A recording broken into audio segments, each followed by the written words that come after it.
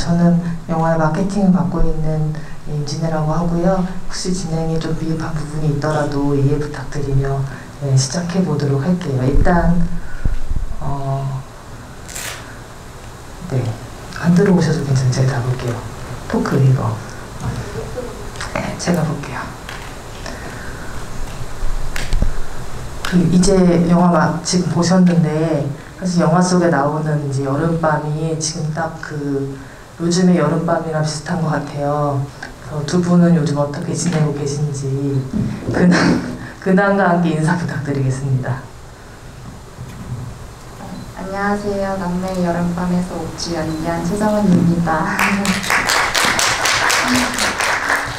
저는 요즘에 인터뷰 같은 것도 조금 하고, 그리고 집에 있을 때는 영화도 보고 공부도 조금씩 하면서 집에서 재밌게 지내고 있습니다. 정원 배우님은 영화 오늘 이제 개봉하고 나서 처음으로 관객분들 만나는 맞아요. 자리잖아요. 그래서 어제 영화를 다시 보셨다고 네, 들었어요. 다시 보니까 어떠셨어요? 확실히 영화를 약간 볼 때마다 진짜 좋아하고 조금 마음에 와닿는 장면이 새로 생기는 것 같아요. 근데 어제는 그 할아버지가 이제 음악 들으시는 장면이 되게 기억에 많이 남더라고요.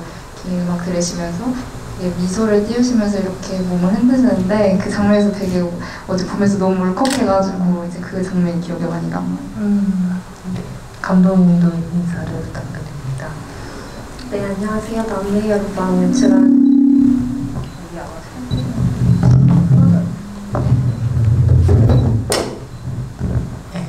남매의 여름밤 연출한 윤담비이고요.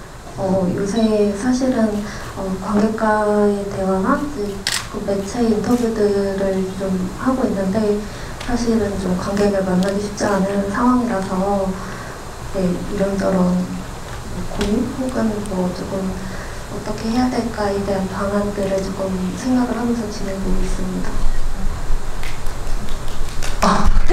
감사합니다. 근데 소리 잘 들리시죠? 다? 네, 이렇게 좀 울리고 있어가지고 혹시 불편하신 부분이 있으시면은 여기 카톡방에도 남겨주시면 저기 확인할게요.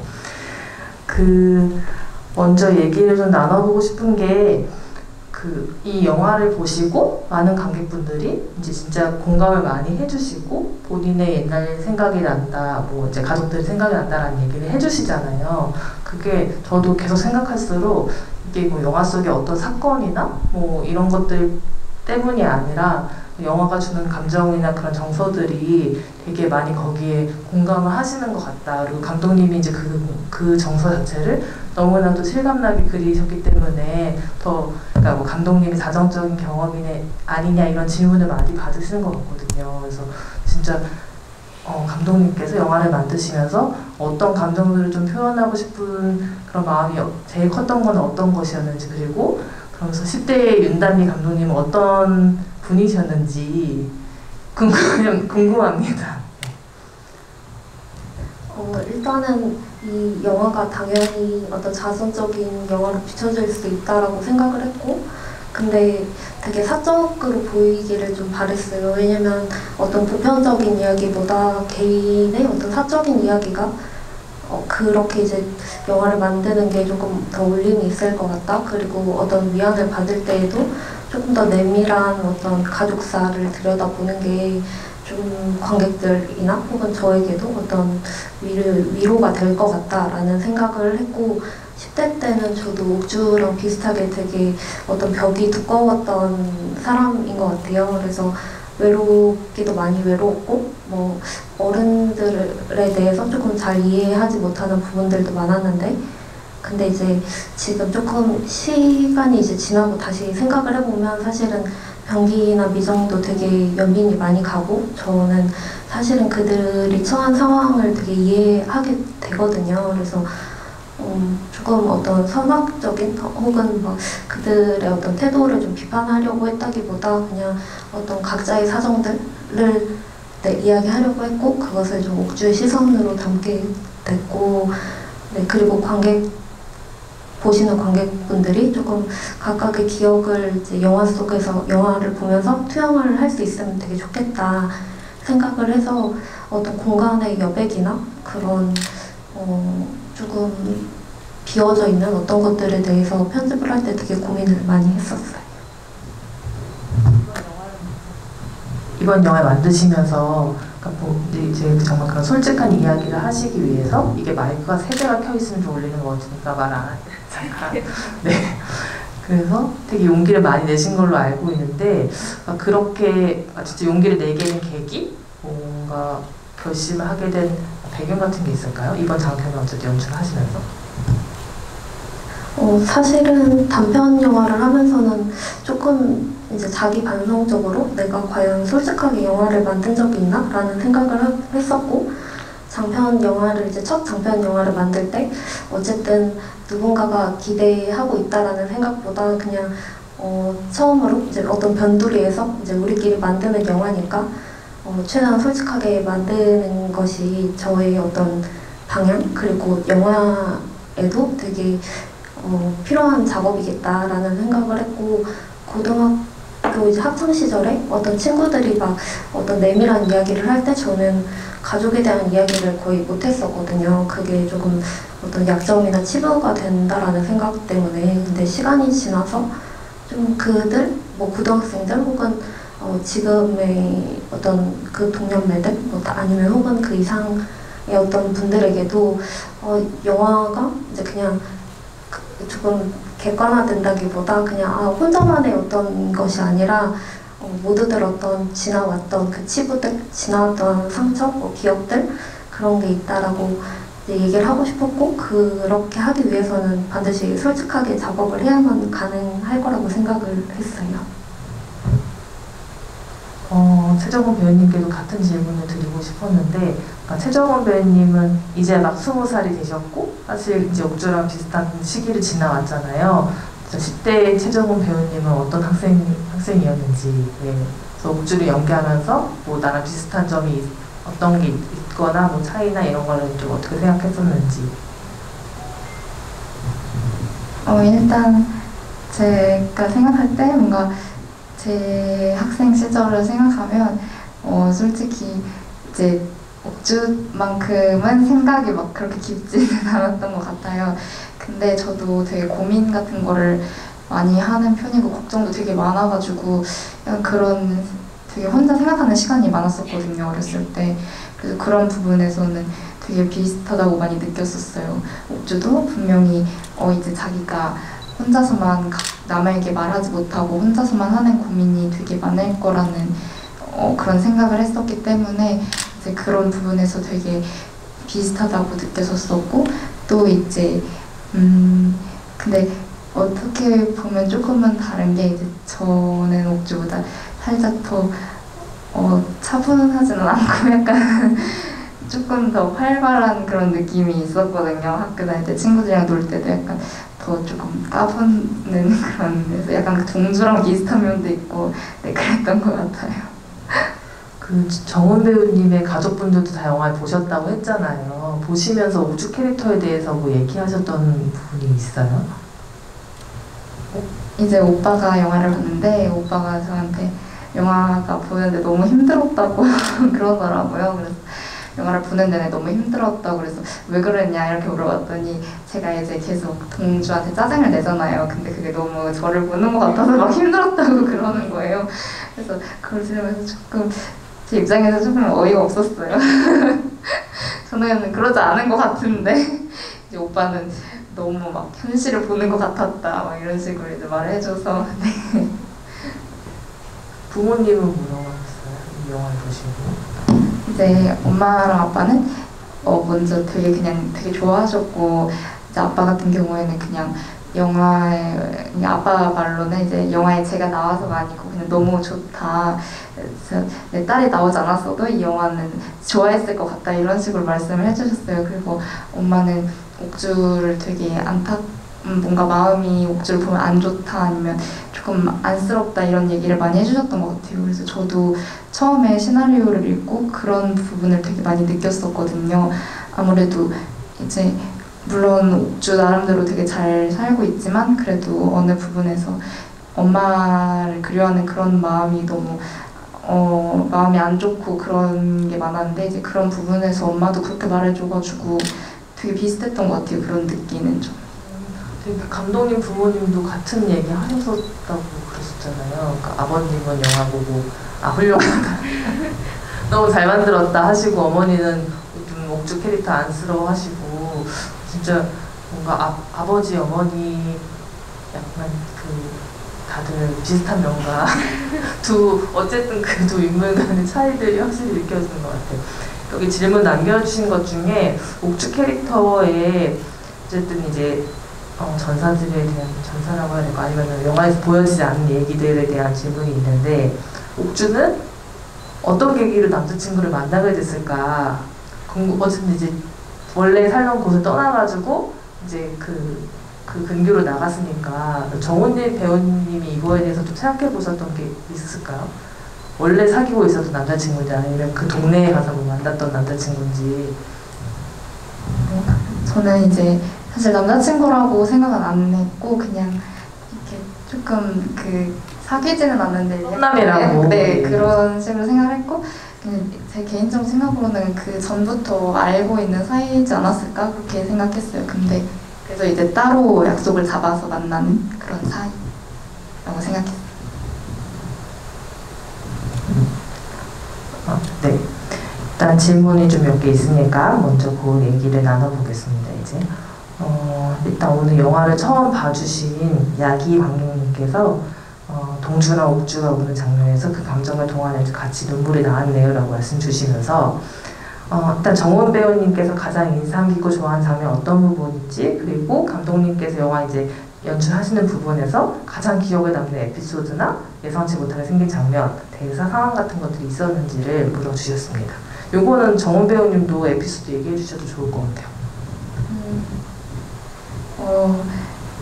일단 제가 정말 영화를 볼 때마다 뭔가 인상 깊고 좋아하는 장면이 항상 바뀌거든요. 근데 가장 최근에 아까 말씀드렸다시피 그 할아버지께서 이제 노래를 들으시면서 웃으시는 그 장면이 너무 저는 마음에 이렇게 와닿더라고요. 되게 어제 보면서 엄청 울컥하기도 했었던 그런 장면인 것 같아요.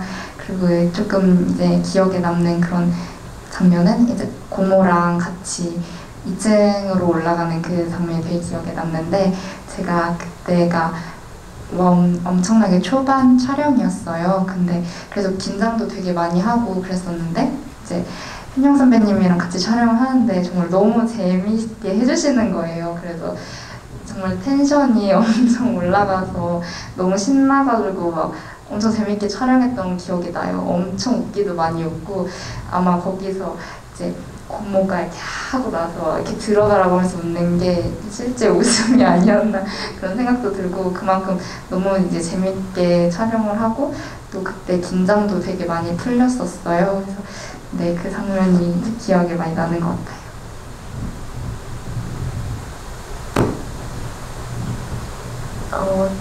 일단은 동주 배우의 동주 승준 배우의 연기들에서 되게 어떤 의외의 발견들, 그러니까 예상하지 못했던 장면들이 되게 많았는데 아역 배우를 디렉팅할 때 그것을 좀 한계를 치지 않으려고도 생각을 했었어요. 근데 그 옥주랑 동주랑 비빔국수 먹다가 동주가 웃음을 터뜨리잖아요. 근데 저는 그렇게 생각을 안 했었는데 그 동주가 웃는 게 되게 좋더라고요. 그래서 그 옥주는 되게 진지한데 동주가 거기서 웃음을 터뜨리는 게 되게 동주답다 이런 생각을 해서 그 다음 테이크도 계속 그렇게 조금 가는 것이 좋겠다라고 생각을 하기도 했고 그리고 제일 조금 좋아하는 장면이고 또 우연으로 이제 담긴 장면은 옥주랑 동주랑 택시를 타고 가는 장면에서 이제 제가 정확하게는 디렉팅을 하지 않았어요. 그냥 할아버지 장례식장에 가는 아침이다. 그냥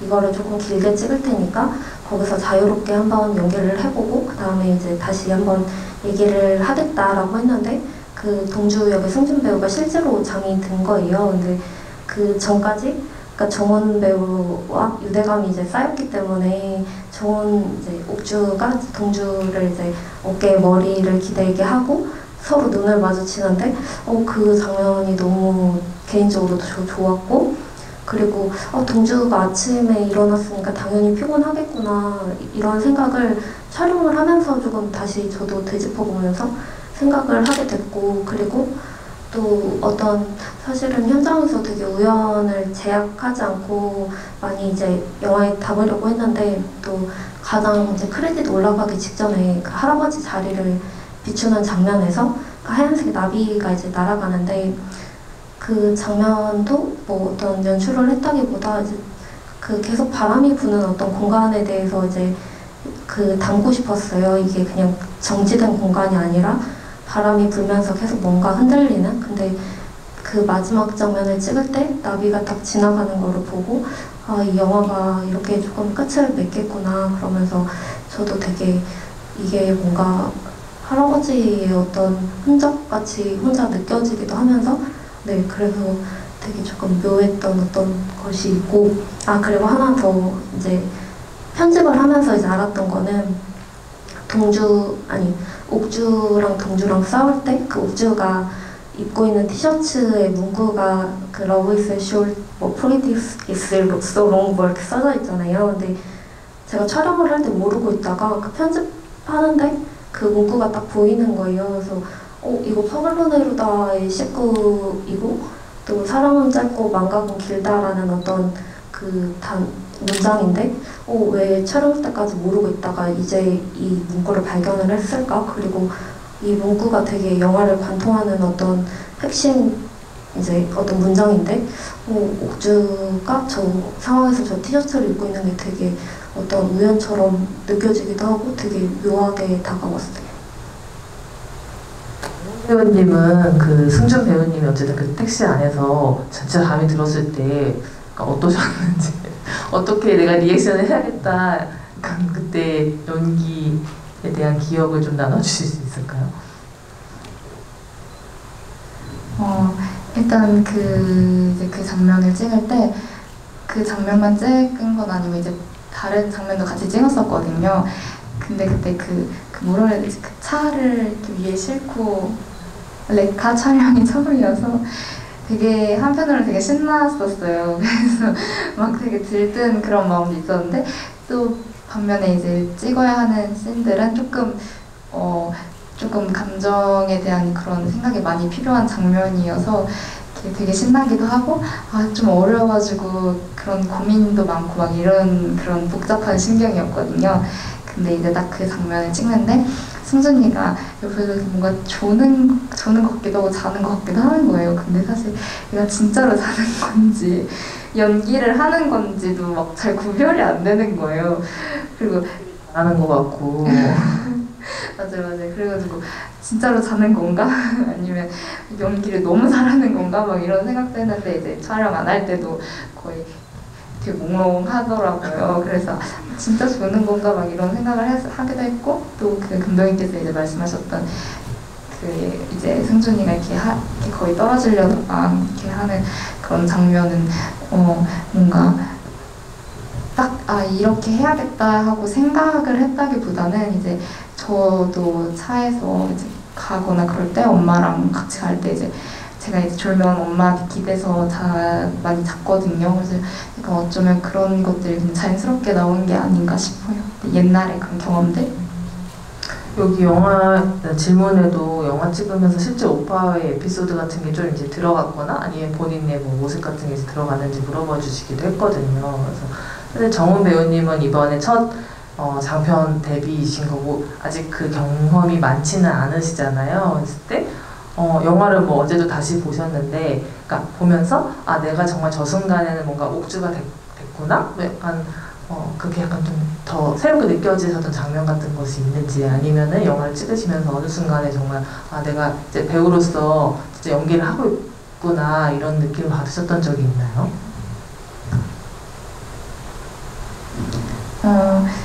사실 그런 느낌은 뭔가 확실히 초반에 촬영할 때보다는 뒤로 갈수록 좀 느꼈던 것 같아요.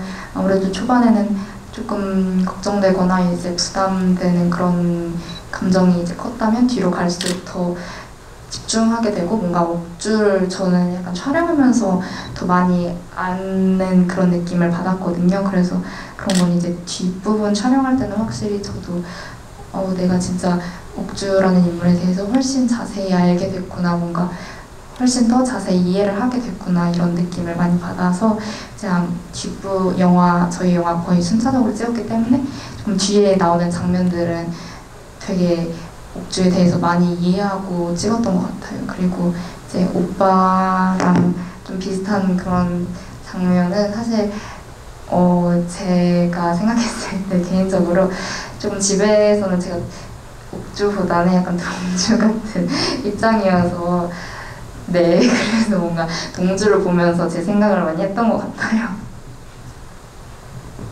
감독님께서도 영화를 찍으시는 이제 과정에서 또 감독님도 이제 첫 장편이셨으니까 내가 뭐 이제 이 영화가 완성되고 있구나, 뭔가 그런 울컥했던 순간들이 기억에 나는 게 있으세요?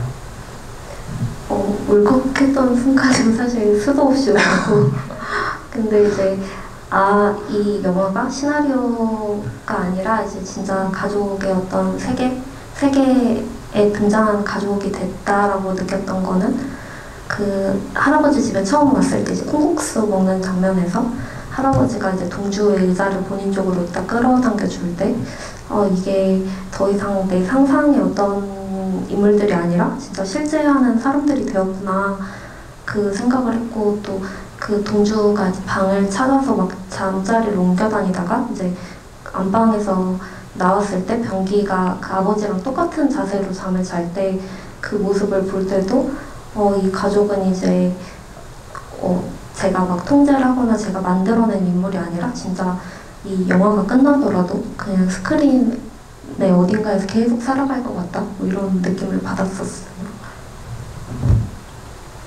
옥주에 대한 이제 질문을 좀 드리려고 하는데, 옥주와 동주, 아빠와 고부 두 남매의 여름방 이야기인데 4명 중에서 옥주 시점으로 풀어나가는 이유가 있을지, 처음에 설정하실 때 어떤 의도가 있으셨는지, 그리고 영화에서 양옥집 자체가 가족을 지켜보는 것 같은 기분을 받으셨대요. 카메라 놓는 위치나 이런 것들에 대해서도 어떤 고민이 있으셨는지.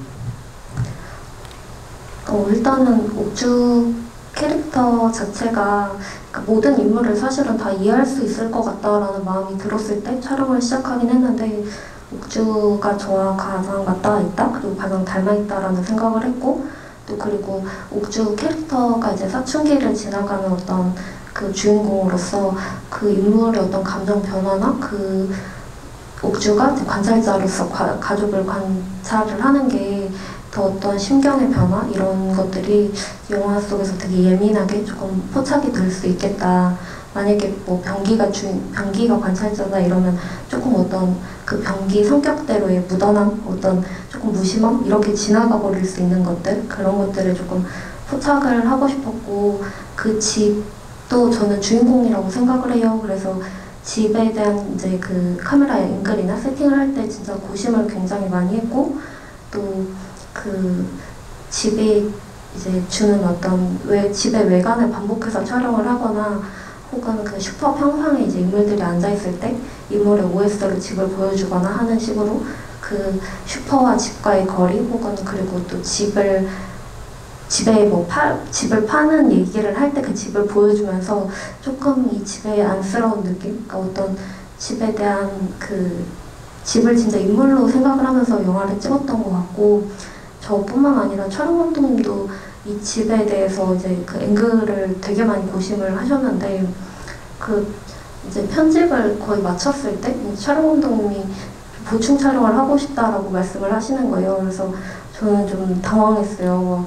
뭐 사고가 있나? 뭐가 부족한 게 있나? 이랬는데, 그 동주와 이제 비빔국수를 먹을 때 동주가 이제 고추를 따러 나갈 때의 어떤 컷을 한 샷으로 담지 못한 게 아쉽다. 그 거실에서 이제 텃밭으로 나가는 그 동선을 한 컷으로 담은 게 아니라 좀 분리해서 찍은 게 너무 아쉽다고, 그거를 이제 재촬영하고 싶다고 말씀을 하시더라고요. 그래서 결과적으로는 재촬영을 하지 않았지만 그 동선에 대해서 그 집과 텃밭 그리고 이게 다 이어져 있는 공간이다라는 거를 포착을 하기 위해서 다들 되게 고민을 많이 했구나 그런 생각을 많이 했어요. 여기 질문에도 그 텃밭은 아니고 계단 옆에 있는 화분들이 처음에는 좀 파릇파릇했는데 뒤에는 좀 시들었던 것 같다. 그래서 그 부분도 신경 쓰셨는지 아니 시간이 흘러서 저절로 된 걸까요? 다시 그런 한번 잘 모르겠는데 그런 거. 화분이 도와줬나 봐요. 일단은 음악에 대한 얘기를 일단 먼저 나눠보도록 할게요. 예, 영화 보면은 이제 미련이라는 노래 나오는데 계속해서 맴돌잖아요. 이 곡을 어떻게 고르셨는지 그리고 어쨌든 그 각 버전의 그 배치라던가 이런 것들. 네.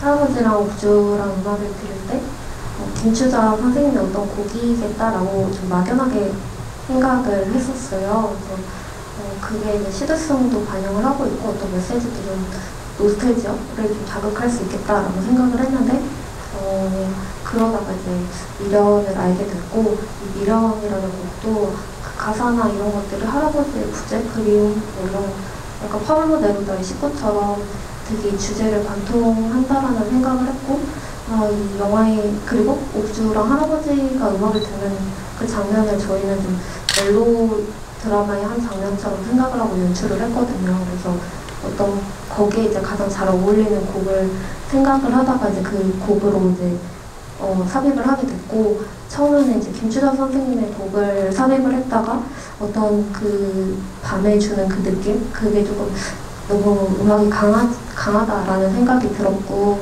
할아버지가 장현 버전의 어떤 곡을 듣는 게 더 자연스러울 것 같다라고 생각을 해서 그 부분에 이제 장현 선생님 버전의 미련을 넣었고 이제 오프닝에서도 고민을 많이 했어요. 이게 왜냐면 미련이라는 음악이 나오기 전에 먼저 이제 선행해서 음악을 삽입하는 거기 때문에 그래서 좀 최대한 연출자의 의도처럼 비춰지지 않았으면 좋겠다라고 생각을 해서 그 자동차 라디오에서 나오는 그 내부 사운드로 설정을 해서 그렇게 이제 삽입을 했고 거기서의 어떤 갸녀린 느낌? 그 목소리가 주는 그리고 작은 다마스가 되게 당차게 나가는 그런 느낌이 되게 잘 어울리겠다라고 생각을 하고 삽입을 했었어요.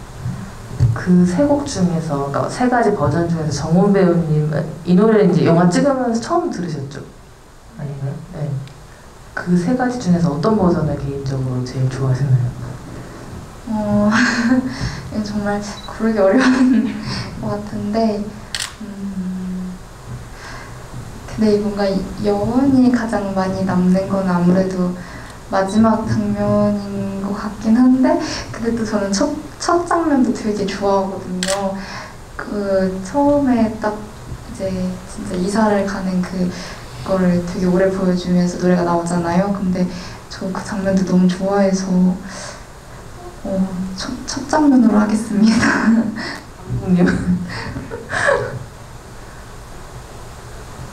우선 순위가 정해지지 않았기 때문에 다 삽입을 하게 되는 것 같아요. 네.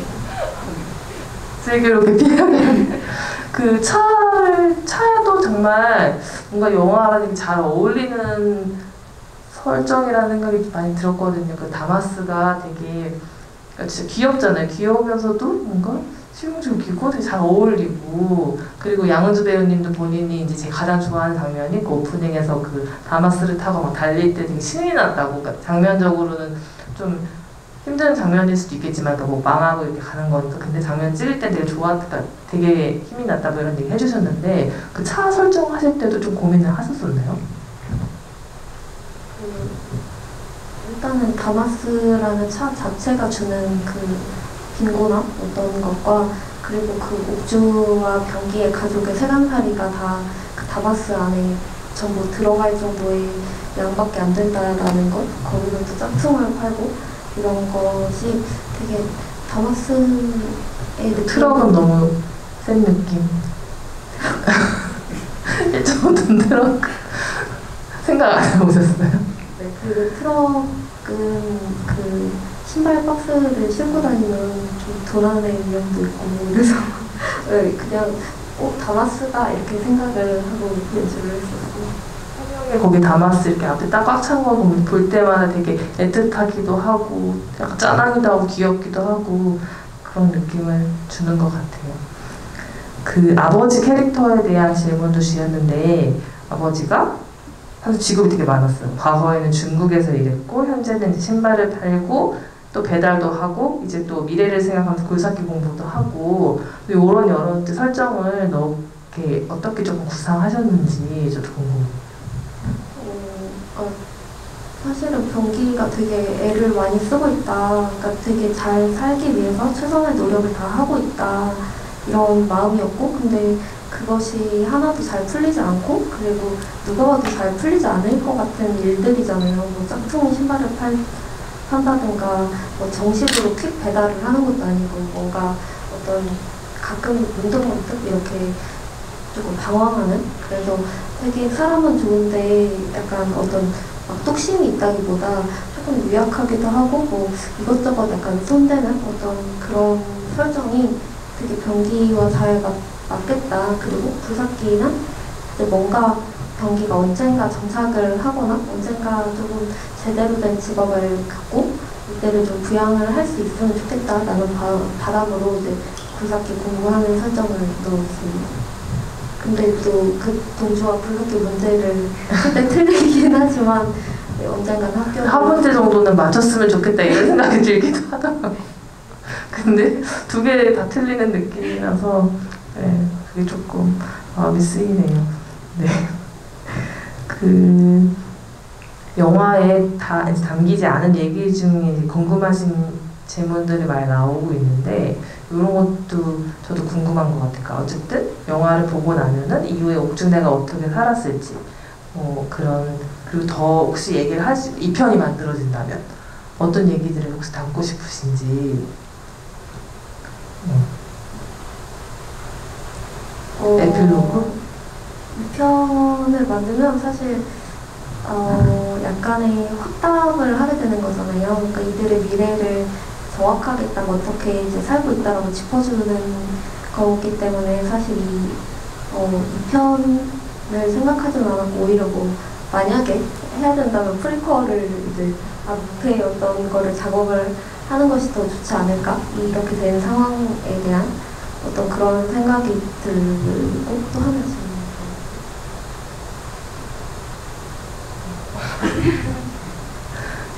에필로그 말고요? 또 질문 드린 게 있었나요?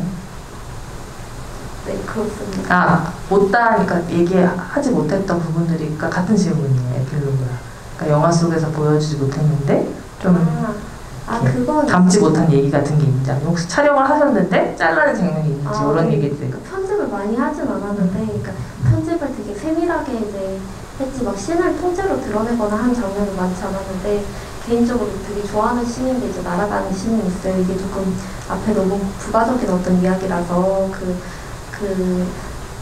처음에 이제 고모랑 다 왔을 때 이제 밥을 먹을 때 이제 뭐 결혼식장 그리스 신혼여행 선물로 이제 비누를 받았다는 얘기를 하잖아요. 근데 그리고 이제 병기와 미정이 사실 테라스에서 둘이 맥주를 마시는데 미정이 사실 그 삼촌이 진영이가 이혼을 했다 이 얘기를 하거든요. 그래서 뭐 그러면서 사실은 그 결혼식장에서 먹은 새우초밥에 새우가 상한 것이 조금 불길한 어떤 징조였던 것 같다 뭐 이러면서 이제 얘기를 하는데 병기가 계속 못 알아듣고 새우초밥이 왜 불길해? 뭐 이러면서 뭐 계속 얘기를 하거든요. 근데 그 장면의 어떤 케미나 그 분위기가 되게 좋아서 사실은 살리고 싶었는데 그렇게 이제 하기에는 앞에 이야기가 이제 조금 더 이렇게 어떤 전체적인 흐름을 봤을 때 좀 빼는 것이 좋겠다라는 생각이 들어서 네, 그 부분에 대한 편집을 하긴 했습니다. 그 장면을 나중에 공개하실 의향은 있으세요? 뭐 만약 블루레이나 뭐 이런 DVD나 이런 게 나온다면 거기 삭제된 장면 같은 것도 없기도 하잖아요.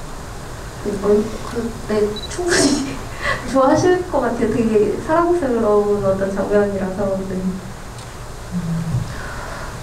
영화가 어쨌든 가족에 대한 이야기를 하고 있고 또 가족의 부재를 통해서 더 이제 가족을 약간 강조하고 있는데 감독님한테 가족이란 어떤 의미인지. 이제 정우님부터 대답을 해볼까요? 저희가 이 영화도 찍으시면서도 많이 생각을 하셨을 것 같은데 네, 가족이라는 게 어떤 느낌이신지 궁금하네요. 엄마한테 마침 전화가 왔는. 네, 그러니까 가족은 그래도 항상 어쨌든 제 편이잖아요. 그래서 뭔가 언제든지 조금 더 기댈 수 있는 그런 내 편 아니면 항상 옆에서 응원해주고 그리고 누구보다 저를 이제 사랑해주는 그런 사람이 아닐까. 네.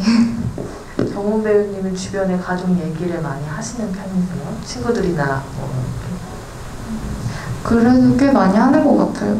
네, 네 많이 한다고 생각을 하는 게 이제 뭐 딱히 그냥 큰 사건 이런 거가 잘 없어서 그런 걸 얘기하지는 않지만 그냥 소소한 이야기, 예를 들면 저희 오빠가 조금 특이하거든요. 그래서 이런 막 집에서 한때 수박을 사오면 이제 수박 씨를 이제 자기 키우고 싶다. 그래서 막 그 화분을 사서 거기다 수박을 이렇게 먹던 씨 이렇게 넣으니까 그게 막 자라가지고 막 베란다 전체를 막 이런, 그러니까 수박이 자라가면 그 동물 엄청 자라서 그런 적도 있고.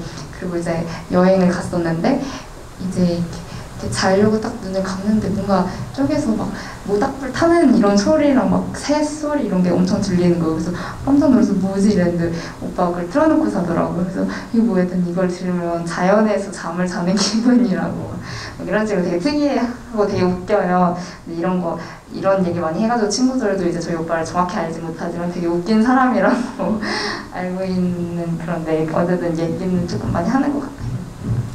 감독님은 어떠세요?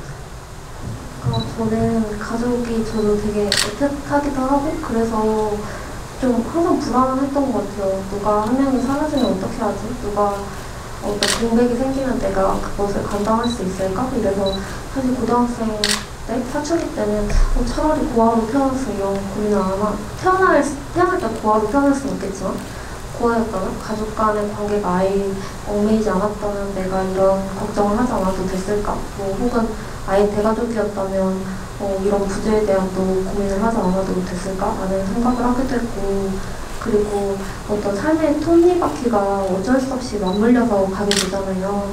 그런 것들에서 그러니까 되게 소중하면서도 약간 부담이 되기도 하고 그 관계에서 자유로워질 수도 없고 되게 미묘하고 복합적인 어떤 구조인 것 같아요. 이게 되게 어떻게 보면 진짜 사랑하다가도 어떻게 보면 되게 나에게 중압감으로 느껴지기도 하고 그런 지점들을 좀 영화에 담고 싶기도 했고 그랬어요. 그 장례식 장면에 대한 질문이 있었는데요. 그러니까 그 장면에서 뭔가 앉은 자리와 다른 구도에서 이제 의도적으로 그러니까 꿈 장면을 이렇게 찍으셨던 그 부분에 대한 연출도 조금 더 설명해 주시면 좋을 것 같아요.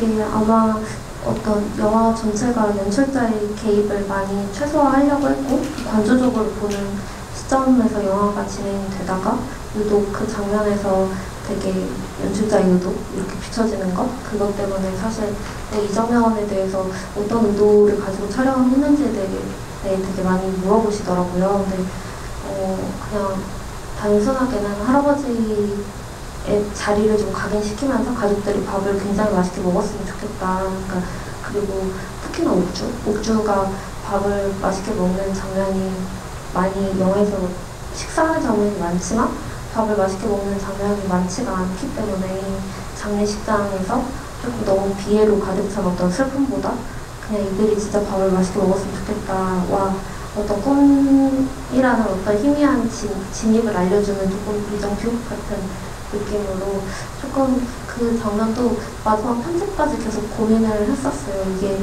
영화의 스타일을 조금 해치지 않을까? 뭐 이런 생각을 하긴 했는데 결과적으로는 저도 그 장면 볼 때 되게 많은 생각이 들기도 하고 이 장면을 삽입을 하기를 좀 잘한 결정이다라는 생각이 들었어요.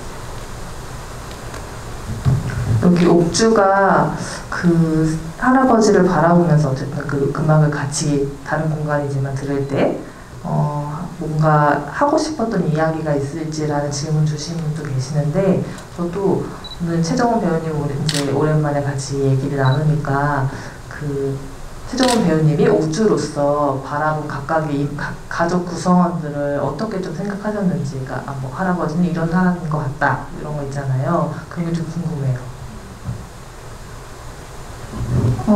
일단 할아버지는 먼저 처음에는 사실 조금 어렵고, 어쨌든 옥주가 처음에 집에 들어왔을 때 할아버지 눈치를 굉장히 많이 본다고 저는 느꼈어요.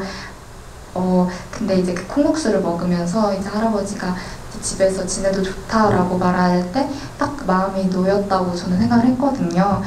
그래서 처음에는 조금 되게 오랜만에 뵙는 거니까 이제 불편하기도 하고 어색하기도 하고 조금 어려운 그런 할아버지였다면, 점점 그 집에서 이제 지내면서 뭔가 딱 정말 대화를 엄청 많이 하거나 아니면 뭔가 겉으로 애정 표현을 그렇게 크게 하지는 않았을 것 같아요, 옥주가. 근데 계속해서 이제 할아버지랑 그런 같이 있는 시간 속에서 되게 애정이 많이 생겼을 거라고 저 느꼈거든요. 그래서 뭔가, 그리고 또 기억에 남는 거는 그 이제 동주랑 싸웠을 때 할아버지가 옥주한테 막 아무 말도 하시지 않잖아요. 근데 어쩌면 아빠가 그 장면을 봤거나 혹은 고모가 봤으면 또 다른 반응을 했을 거라는 생각을 했거든요. 그래서 할아버지였기 때문에 옥주가 그냥 그 정도로 하고 이제 자기 방에 들어가지 않았을까 이런 생각을 했어요. 되게 가족 구성원 중에 할아버지는 조금 겉으로는 제일 안 친해 보일지 몰라도 뭔가 속으로는 되게 가장 의지할 수 있는 그런 사람이지 않았을까. 뭔가 유대감도 가장 크고 뭔가 나를 가장 이해를 잘 해주는 그런 가족이라고 생각하지 않았을까 개인적으로 이제 생각을 하고 있고, 또 고모는 어떻게 보면 이제 동주는 모기장에 못 들어오게 하고 고모만 들어오게 하는 이유가 물론 동주보다 고모가 조금 더 불편해서 이제 들어오지 말라 이렇게 말을 못하는 그런 이유도 있을 거라고 생각하지만, 옥주 입장에서는 어쨌든 엄마의 약간 빈자리를 조금은 고모가 채워주는 그런 느낌 받았거든요. 그래서 더 뭔가 더 고모에게만 할 수 있는 그런 말이 있었을 것 같고, 워낙 옥주한테 잘해주니까 그래도 고모는 엄마의 빈자리를 어쨌든 채워줄 수 있는 사람이라고 느꼈을 것 같아요. 그리고 이제 동주는 항상 이제 옥주 입장에서 어떻게 보면 짜증도 나고 철 없어 보이고 약간 되게 내가 하지 못하는 것들을 너무나도 당연하게 하고 누린다는 그런 생각도 들었을 거라고 생각을 해요. 하지만 또 한편으로는 항상 뭔가 신경 쓰이고 챙겨주고 싶은 그런 동생이라고 생각해요. 왜냐면 그래서 저는 약간 라면도 이제 동주가 끓여주겠다고 했잖아요. 근데 진짜 동주가 라면을 못 끓여서 옥주가 끓인 것도 있겠지만 어쨌든 돌봐주고 싶은 그런 동생이니까 혹시나 또 라면 끓일까 다칠까 이런 염려 때문에 그냥 옥주가 끓였다고 생각을 또 하기도 하거든요. 그래서 네, 그렇게 생각을 했고, 이제 마지막으로 아빠는 어떻게 보면 그 옥주는 집 안의 상황에 대해서 정확하게는 아니지만 조금씩은 다 알고 있을 거라고 생각을 해요. 그래서 분명히 아빠가 어떻게 뭐 하다가 잘 안 돼서 이제 우리가 집이 조금 안 좋구나 상황이 이런 걸 알았을 텐데, 이제 그런 부분에서 되게 원망도 하고 이제 불만도 있을 수 있었겠지만, 그런 것보다는 그래도 아빠가 그런 면에서는 이제 조금 그렇게 부족할 수 있지만 우리를 위하는 마음이나 사랑해주는 마음은 되게 크구나를 어쨌든 마음속으로는 알고 있었을 거예요. 하지만 겉으로 이렇게 막 좋게 살가운 딸은 아니었지만 항상 뭔가 혼자서는 아니면 그 2층 방에서 내일은 아빠한테 조금 더 잘해야지. 왜냐면 아빠가 나와 동주에게 동주를 사랑하고 아끼는 마음을 분명히 알고 있으니까 내일은 조금 더 잘해야지 이렇게 생각하지만 또 막상 아침에 일어나면 그게 잘 안 되는 약간 그런 느낌이라고 생각했어요. 엄마에 대해서도 답변을 듣고 싶어요. 엄마는 옥주가 엄마를 엄청 좀 미워하는 것처럼 나오잖아요. 되게 보는 것도 싫어하고, 또 동주가 이제 만나고 왔을 때 엄청 화를 내는데 그 전까지는 그 정도로 이렇게 화를 내진 않거든요. 옥주가 어쩌면 그 장면에서 되게 자기 감정에 조금은 솔직하다라고 생각을 하는데, 그 이유가 저는 이제 엄마를 사랑하는 마음이 있기 때문에 그렇기 때문에 미워하는 마음도 있고 되게 원망하는 마음도 있을 거라 생각했거든요. 엄마가 이제 나와 동주를 버리고 갔다는 그런 마음, 그러니까 엄마와 아빠 사이에 어떤 일이 있었고 이런 거를 어렴풋이 알긴 하지만 정확히 알지 못하는 그런 것도 있고, 그냥 그런 걸 떠나서 엄마를 너무 사랑했는데 이제 엄마가 나와 함께 있지 않는다는 그런 게 사춘기도 있고 해서 되게 원망으로 많이 바뀌었을 것 같아요. 근데 이제 가장 전제는 조금 엄마를 사랑하고 보고 싶다, 그렇게 생각하고 다른 감정들을 생각했어요.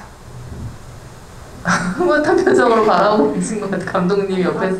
동기화가 되게 잘 된 것 같아서, 그러니까 앞으로 GV 때 정우 배우가 대신 진행해도 되지 않을까 이런 생각을 했습니다. 감독님이 자꾸 관객과에 대한 뭔가 부담을 느끼는 그건 아니시죠. 여기 이 영화 보고 나서 가족들한테 2번 못할 거 1번으로 줄였습니다. 여러분 감사해요 하트가 있어가지고 저도 너무 기분이 좋아서 읽으려고 했는데, 여기 왕관이 있는 거 보니까 저희 스텝이 남긴 것 같아요. 네, 어쨌든 다행인데 여러분도 그러셨으면 좋겠고. 네. 제목에 대한 질문들을 많이 주셨어요. 영어 제목 무빙온도 되게 잘 어울리는 것 같다 라는 말씀을 주시는데, 제목 어떻게 결정하셨는지 하는 얘기를 저희가 이제 촬영을 할 때까지만 해도 제목이 이사였는데, 이 제목이 이제 등장하는 어떤 타이밍, 그 가족들이 이제 할아버지의 집으로 오면서 이제 타이틀이 뜨는데, 그 이사라는 제목이 영화를 굉장히 협소하게 보일 수 있겠다, 어떤 기대감을 되게 반감시킬 수 있겠다라는 생각이 들어서 고심을 하다가, 이게 옥주의 성장 영화이기도 하지만 그 두 남매의 어떤 여름밤에 대한 이야기니까 그 두 남매의 관계에 좀 집중이 됐으면 좋겠다라고 생각을 해서 중의적인 의미로 남매의 여름밤이라고 이제 제목을 정하게 됐고, 그리고 여름이 아니라 여름밤인 거는 가장 밤의 시기가 짧은 계절이기도 하고, 또 되게 항상 후덥지근하다가 그 여름밤이 주는 그 찰나의 어떤 그 여유 같은 게 있잖아요. 그 휴식 같은 거. 그래서 그런 느낌이 더 들었으면 좋겠다. 그래서 이제 남의 여름밤이라고 정하게 됐고, 무빙온은 사실은 되게 중의적, 그것도 이제 어떤 이제 성장을 하는 의미? 그게 이사라는 제목보다 그 영재가 갖고 있는 그 무빙온이라는 어떤 내포하는 그 의미가 더 큰 것 같아서 영어 제목은 이제 그대로 두고 한국어 제목만 이제 남의 여름밤이라고 이제 수정을 하게 됐습니다. 네, 이제 시간이 거의 되어가고 있어서 혹시 아직 질문하실 내용이 있으시면 빨리 남겨주시면 저희가 또 답변 드리고, 최정훈 배우님 여러 종류의 포스터 좀 마음에 드는 것이 있는지라는 질문이네요. 포스터도 맨날 좋아하는 게 바뀌는데요. 네, 처음에는 그 밤 버전 포스터가 가장 좋았어요. 근데 이제 가장 최근에 가족 버전이 이제 지금은 제일 좋더라고요. 뭔가 모든 가족들이 다 모여서 같이 이렇게 행복한 그런 장면이라고 느껴져서, 그리고 또 나중에 뭔가 뭐라 해야 되지? 그 옥주 입장에서 생각했을 때도 나중에 그 생일 파티, 그 모여있는 그런 생일 파티나 아니면 밥을 먹는 장면이나 뭔가 5명이 함께 모여있는 그런 장면들이 되게 많이 생각나지 않을까 이런 생각을 했어요. 그래서 그런 것도 좋고, 그냥 그 분위기도 되게 좋아서 요즘에는 가족 버전 가장 좋아합니다. 네, 그 장면 중에 옥주랑 동주랑 이제 실감나게 싸우는 장면 찍을 때 정우 배우님 어떤 생각 하셨냐고, 어떤 생각 하셨냐고가 아니에요. 어떤 마음으로 임하시면서 연기에 몰두를 하셨는지 궁금해요 라고 질문 주셨고, 그 다음에 마지막 장면에서 옥주가 잠을 자는 장면을 찍을 때도 어떤 생각을 하셨는지 물어봐 주셨습니다. 먼저 그 이제 동주랑 싸우는 장면에서는 아무래도 조금 옥주가 많이 그 엄마와 관련된 일에서는, 그러니까 여태까지는 그렇게까지 자신의 감정을 조금 솔직하게 물론 그 장면도 엄청나게 솔직한 장면이라고 생각을 하진 않아요. 근데 이제 앞서 보여줬던 것보다는 확실히 옥주가 자기의 감정을 자기도 모르게 나오는 그런 씬이겠구나 생각을 했어요. 왜냐면 아무래도 엄마와 관련된 일이기 때문에. 그래서 조금 엄마에 대한 그런 마음에 대해서도 많이 생각을 했고, 이제 동주가 엄마를 만나는 게 왜 싫은가에 대한 그런 생각도 많이 했어요. 근데 조금 가장 그래도 연기를 하면서 도움을 많이 받았던 거는 그 연기를 하는 순간에 승준이가 이제 연기를 하는데 그걸 보는 게 조금 가장 도움이 많이 되더라고요. 물론 여태까지 제가 생각을 했던 그런 거에 기반해서 연기를 하긴 했지만 그 순간순간 확실히 제가 생각했던 것보다 더 다르게 느껴지는 것도 있고 아니면 더 잘 느껴지는 그런 것도 있어서 조금 동주가 이제 승준이가 연기를 하는 걸 보면서 되게 옥주로서 이렇게 자극을 많이 받았었어요. 그래서 그게 가장 조금 컸던 것 같고, 또 이제 마지막에 자는 장면에서는 사실 자는 장면에서는 아무 생각 안 하고 네, 그냥 자는 네 그랬습니다. 그 단편을 보신 분이 계신 것 같아요. 그 빛나는 물질 따라가기 진짜 인상 깊게 봤었어요. 더 감정이 풍부해진, 근데 그때보다 지금 더 감정이 풍부해지신 것 같다. 그래서 연기 어쨌든 그 단편 작업 하셨을 때랑 뭐 지금 이제 영화 찍으셨을 때 좀 다르게 이제 느껴지셨던 것들이 있는지.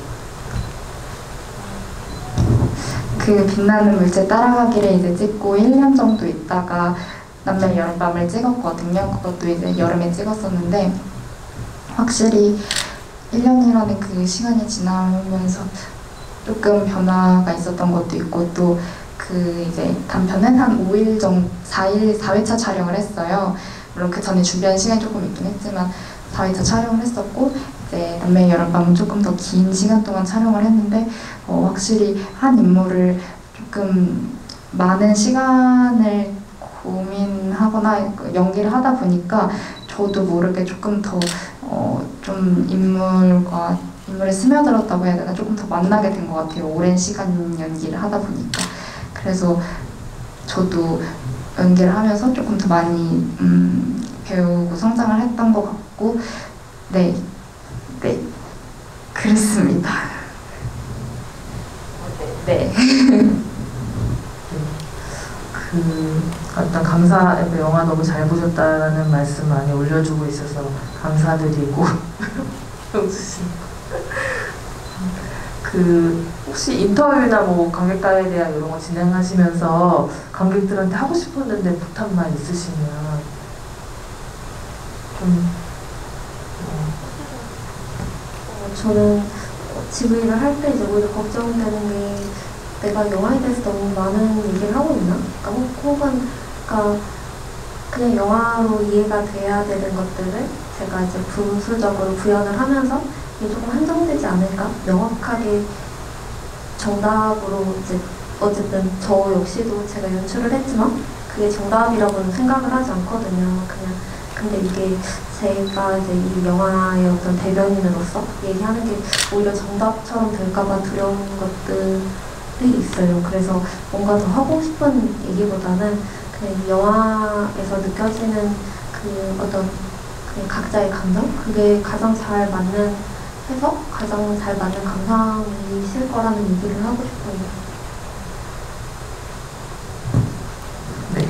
최정훈 배우님 요즘에 본 영화 있냐고 물어보시는 기억나는 영화? 남매 여름밤. 네.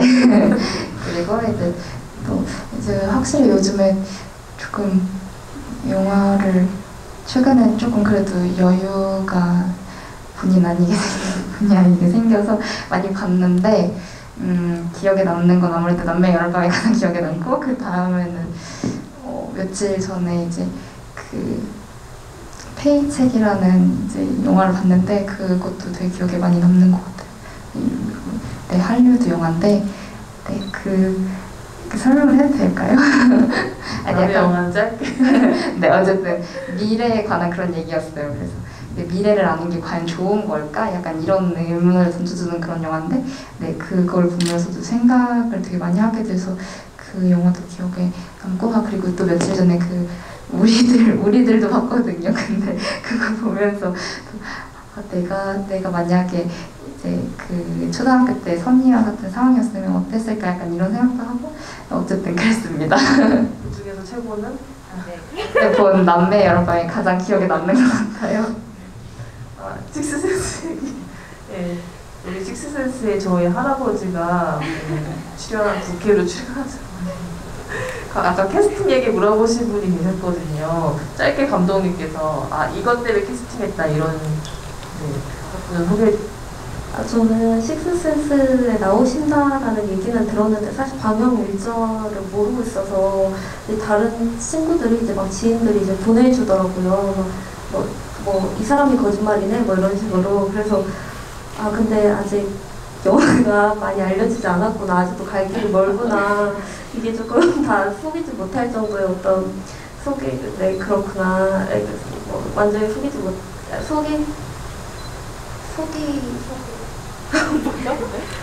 약간 공개했으면 좋겠어. 맞아, 속였으면 아니죠.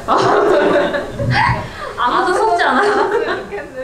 이분은 뭐 남매여름바 할아버지나 이렇게 했으면 네네, 다들 네. 근데 이제 그런 아쉬움이 있었고, 그리고 캐스팅 비화에 대해서는 그러니까 어떤 배우들이 너무 예쁘고 사실은 너무 막 잘생기거나 너무 연기를 잘하는 배우들도 많지만 진짜 현실에 존재하는 어떤 그냥 진짜 실제하는 사람같이 느껴지는 그런 생동감 있는 배우들을 만나고 싶었고, 모두들 그런 배우들이었어요. 그 김상동 배우, 그 영목 할아버지 역할의 김상동 배우님은 연기를 전문적으로 하시는 분은 아니셨는데, 그런 오히려 비전문 배우, 그러니까 오히려 살아온 시간에 대한 이야기를 많이 나누면서 김상동 배우님이 이 영화에 참여를 해주시면 오히려 더 할아버지 같은 느낌이 들겠다라는 생각을 하면서 뭔가 이제 가족이 닮은 이미지를 찾으려고 했다기보다 제가 좋아하는 어떤 인물들, 좋아하는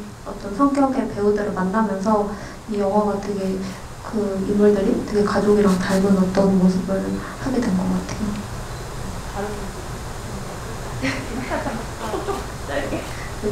캐스팅 비화에 대해서 얘기를 하면 그 병기역의 양홍주 배우님을 제일 먼저 캐스팅을 했는데, 그 전주국제영화제에서 장우진 감독님의 겨울밤에를 봤고, 그 전에 춘천춘천도 제가 굉장히 좋아했어요. 근데 한국 영화에서 되게 보기 드문 남성 캐릭터다, 되게 유하면서도 불륜을 저지르는 그런 캐릭터인데 막 음흉하게 보이거나 막 이런 게 아니라 되게 미워할 수 없는 옆집에 오던 남자 같은. 그래서 이 배우가 하면은 이제 아빠랑 그 남매가 있을 때 좀 위협적이거나 위화감이 들거나 가부장적인 그런 모습이 아니라 되게 다른 매력을 보여줄 수 있는 배우다라는 생각이 들어서 전주영화제를 그런 생각을 하면서 이제 지나가는데 딱 거리에 계신 걸 보고 이제 달려가서 작업을 하고 싶다라고 이제 정을 드려서 이제 말씀을 드렸고, 그리고 그 다음에 박현영 배우님은 워낙에 이제 제가 좋아하는 배우고, 그리고 고모라는 캐릭터를 한정적으로 만들어 전형적인 인물 스테레오타입이 아니라 되게 다채롭게 그냥 그 현영 배우님의 그냥 그 성격이 그대로 묻어갔으면 되게 좋겠다라고 생각을 했는데, 이제 그 현영 배우님의 연락처를 구교환 감독님이 이제 소개를 해주셨어요. 그래서 다행히 이제 뵙게 됐고, 박현영 배우님도 정말 흔쾌히 작업에 참여를 해주셨고, 동주 역의 승준 배우 같은 경우에는 그 이제 제가 좀 잘생긴 아역 배우, 뭐 이제 전형적인 배우 뭐 이런 것보다 조금의 옆집 동생 아니면 진짜 친척 동생 같은 느낌이 났으면 좋겠다라고 생각을 했을 때, 이제 엔터테인먼트에서 이제 오디션을 결국에 보게 됐는데 다른 친구들이랑 이제 아예 태도가 다르더라고요. 막 다 이제 뭐 예의 바르고 뭔가 잘 보이려고 하고 막 이런 상황에서 이제 승준이는 들어오면서부터 표정이 안 좋고 무슨 일이 있어? 이랬는데 되게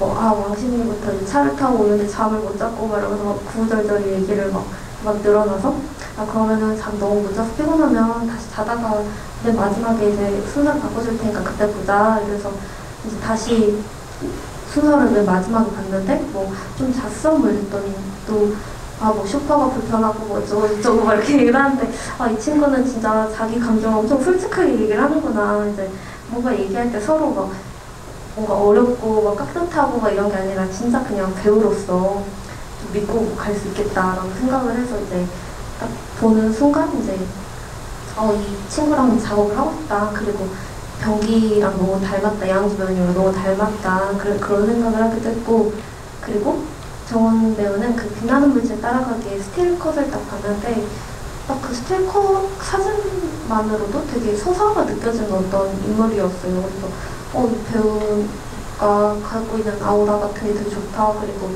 그 나이대에 어떤 매력이 고스란히 이제 담겨져 있다라고 생각을 해서 이제 만나서 이제 같이 작업을 할 수 있게 됐어요.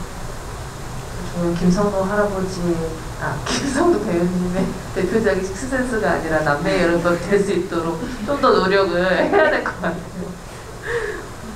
근데 이 김성도 배우님이 너무 정말 할아버지라는 느낌의 이미지가 참 있어서 광고나 이런 거 이렇게 막 보다 보면 저도 막 발견이 되더라고요. 근데 딱 보면은 저희 요 할아버지다 이렇게 바로 알아차릴 수 있는 약간 그런 인상이 되게 할아버지라는 정말 그 인상이 되게 강해서 저도 볼 때마다 약간 울컥하게 되는 그런 것 같습니다. 일단 저희가 이제 정리를 해야 되는데 마지막으로 답변을 드리려고 했던 것들이 있었거든요. 얘기가 길어지면서 제가 잠시 까먹어서 일단 아까 초반에 질문 주셨던 감독과 배우를 꿈꾸는 초심자에게 전해주고 싶은 이야기 부탁드립니다 라는 질문을 주셨어요. 근데 두 분이 이제 진짜 처음으로 장편을 만들고 출연하신 감독이자 배우님이시니까 뭔가 그걸 시작을 하는 느낌으로 관객분들께 이야기 해주시면 좋을 것 같고, 그리고 그리고 다음 작품 물어보시는 내용도 많았고 영화에 이제 나오지 않은 이야기들 영화 만들었으면 좋겠다는 말씀도 많이 해주시는 거 보니까 그런 앞으로의 계획 같은 거 다 궁금해 하시는 것 같거든요. 네, 그런 얘기도 같이 부탁드리며 부모님께서 꼭 하셔야 되는 한마디 뭔지 아세요? 네. 그러면 얘기를 그렇게 하고 자리를 좀 정리를 해보도록 하겠습니다. 저도 사실은 되게 제가 어떤 전형적인 소시민의 가정에서 자랐기 때문에 저희 아빠가 이제 제가 영화를 하고 싶다라고 했을 때 박찬욱이나 봉준호가 영화를 하는 거지 네가 어떻게 영화를 해? 뭐 이런 얘기를 했었어요. 근데 그때의 당시에는 저도 그래 그런 천재들 그리고 중산층 그런 엘리트들이 할 수 있는 것이 영화 감독이지 내가 과연 할 수 있는 이야기가 있을까? 내가 경험한 세계가 너무 좁지 않나? 뭐 이런 생각을 했었는데 각자의 어떤 품고 있는 이야기들 그리고 각자의 시각들을 있고 되게 이 일상적인 얘기가 어떤 보편성을 갖는 거를 보면 저는 특히나 이제 어떤 연출을 하고 싶은 분들에게 보편적인 얘기를 막 떠올린다기보다 사적인 얘기로 접근을 하는 게 더 울림이 강하고 더 훨씬 어떤 깊이 있게 다가갈 수 있는 그런 지점들이라는 거를 저도 이번 영화를 하면서 많이 배웠고, 그리고 드라마와 영화가 어쨌든 되게 비슷하게 가고 있지만 조금 차이는 영화의 어떤 미학 그런 걸 좀 지키고 싶었어요. 그래서 촬영을 할 때에도 뭐 팔로우샷을 찍을 때 내가 지금까지 관조적인 앵글로 계속 촬영을 했는데 이게 괜찮을까? 이 규칙을 깨도 괜찮나? 그런 고민을 했었는데 근데 그보다 이런 어떤 형식보다 인물의 감정을 제일 우선적으로 담아야 되겠다라는 생각과 하나 더 얘기를 하면